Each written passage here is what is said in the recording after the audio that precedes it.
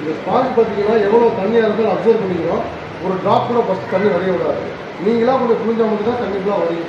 வீட்டில் கை தவிர tea coffee பால் சாம்பார் ரசம் போட்டு கொட்டிட்டா கூட லைட்டாக சும்மா டச் பண்ணுங்கள். அது ஏன்னா பேர் போட்டு கஞ்ச மாதிரி ஆகி போயிடும்.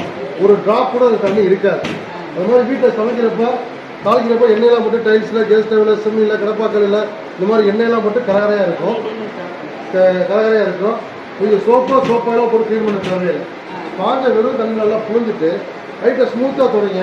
அந்த டைல்ஸில் கேஸ் ஸ்டவ்வில் சிம்மியில் கடப்பாக்கல்ல உள்ள எண்ணெய் கரையப்பெல்லாம் அப்படியே எடுத்துரும். அப்போ இதில் உள்ள எண்ணெய் கரை எப்படி போகும்னு கேட்பீங்க. தண்ணியில் கூட எண்ணெய் கரையெல்லாம் உள்ளே போயிடும். அது மாதிரி பாத்ரூமில் உப்பத்திலே சோப்பு போட்டு கரகரையாக இருக்கும்.